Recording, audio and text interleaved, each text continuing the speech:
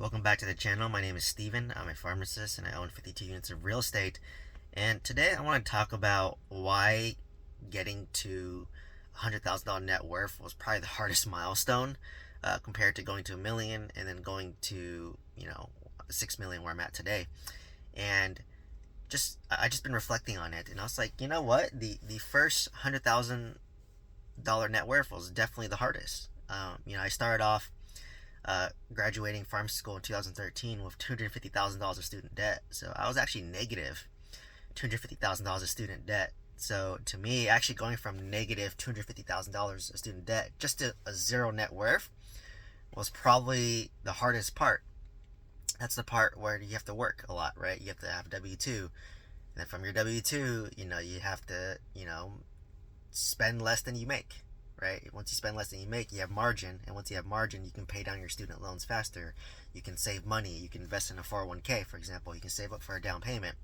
So that first going from negative $200,000 to zero was very hard. Like when I graduated, I was making about $110,000 as my first job as a pharmacist, and I was just literally renting a room.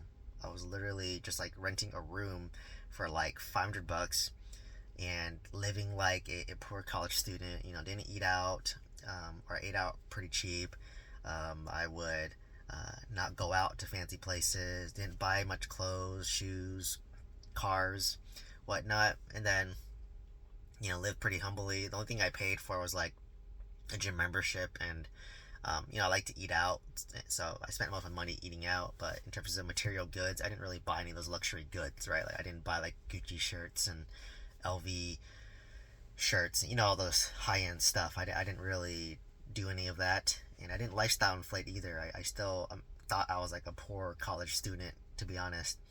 So I didn't lifestyle inflate, for lack of a better word. I was living like a poor college student, and it's helped me save money, helped me pay it down. And then my next job I got back in the Bay Area paid me about $140,000, and once again I was actually living at home, so I had no cost of living. Fortunately, food was taken care of. If the only money I spent on was my gym membership again, and if I ate out and some things I wanted to do, but it was never more than like $1,000 a month, and I was probably taking home around, I don't know, $6,000 a month at the time. So I had a $5,000 margin, which I would then use to pay off my student loans.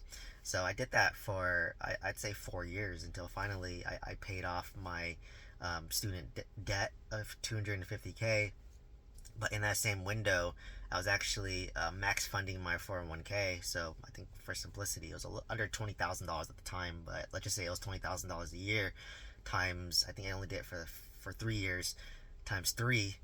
So 20,000 times three is $60,000, and from 2013 all the way to 2017, the stock market did well. So I think it ended up like doubling from 60,000 to 120,000, and that's when I crossed $100,000 net worth.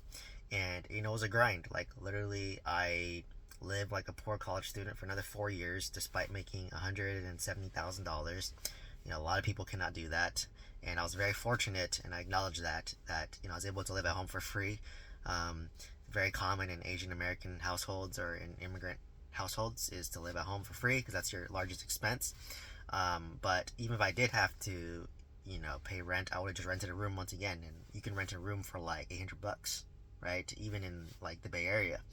So worst case, my living expenses would have been maybe $1,000 for rent, and then $1,000 for my living expense, and then I would still take home $6,000, so it's a $4,000 margin. So I still would have a nice margin using this concept, but obviously just living at home helped significantly. And I just lived humbly. Didn't buy nice things. I would buy things on sale, buy things on clearance. Didn't buy anything designer, didn't go on fancy vacations. And that's how you truly build your net worth up to 100,000. It sounds simple. It is simple, but you can't do it if you can't control your spending. Like I know a lot of people, nowadays they make like maybe $70,000, $80,000, but they live so lavishly. They go to like Michelin star restaurants every weekend. They stay in nice hotels. They valet park. They Uber everywhere.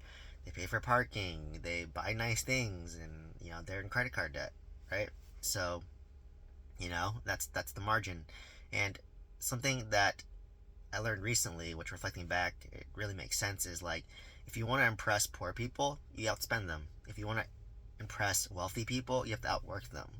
And I've always been that way. Like there's a lot of people in Southern California, they come from old money, right? The joke is USC, right? University of Spoiled Children. But they come from old money and they spend a lot of money. And yeah, it does impress those people who are poor. But for those who've built wealth, who've self made it, they're not impressed because they know that, oh, they just got mommy and daddy's money and they're spending it. That's not impressive. But if they outwork wealthy people, then you're impressed. And I've kind of got that mentality too, like, oh, I really respect those who like outwork me or work hard versus those who are just like, kind of given that money and, they're just trying to show off.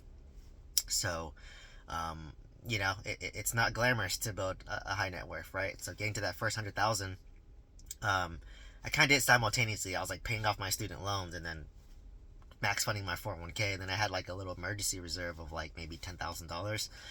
So that's all I did for like 4 years. And once you've done it, you just snap your fingers, it flies by, put your hand on work, and all of a sudden you have $100,000 net worth. And then next thing, continue saving, bought my first house, owned that house for a couple years. Now you hit $1 million net worth, right? And then during COVID, when interest rates dropped, all my single family homes went up significantly. 400 to $500,000 each, and then my net worth skyrocketed to $5 million. And then I got some apartment complexes, did value add, and then more natural appreciation. And I got to $6 million, right? So literally, like there's a video on it. Check it out. I went from like, I think my net worth increased by $700,000 in just 2024, and what is that, like over 5 months? But literally, so in 5 months, my net worth increased by 700,000.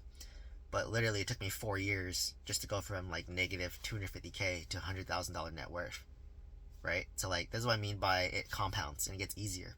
Like same for YouTube. Like I have roughly about 1,600 subscribers. The first 1,000 took a long time. It took me like a year and a half, and all of a sudden, in like a month or two, I got 600. So it gets easier over time. That's why they say compounding is like a hockey stick growth. Like it's like flat, flat, flat, and all of a sudden you just skyrocket up, right? So it just takes that discipline during that flat, flat, flat stage to hit that inflection point where you just skyrocket and your net worth increases. Everything compounds, right? So it's just really taking these principles, being disciplined, being consistent, and living humbly. Like I said, if I was going on nice vacations, spending money like crazy, it's hard, but I get it. A lot of people are in different situations. Like I had a lot of classmates who they had to not only pay rent, but they had to help their parents, right? Financially. They had to help a sibling financially. They had to help others financially. And if that's the case, it's hard to save, right? But still, despite that, you have to put a little bit of money aside for yourself, no matter how small. Just any money you can put aside. $10, $50, $100, whatever that looks like for you.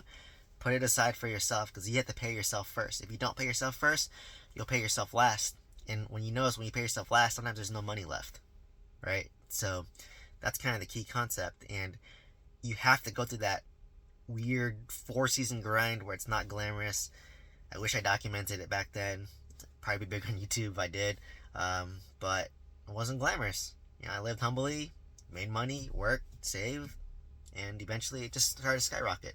So hopefully this gave you some value. Let me know if you have any comments or questions down below. If you're looking on how to pay off student loans faster, I created a new mentorship program. Check out the description down below if you want to join. Let me know. Please share this video with somebody if they can find value from this and see what it's like to really grow wealth, and how much patience it takes, how much discipline it takes, and how much grit it takes. And please like, comment, subscribe, and I hope to see you in the next one. Thank you so much.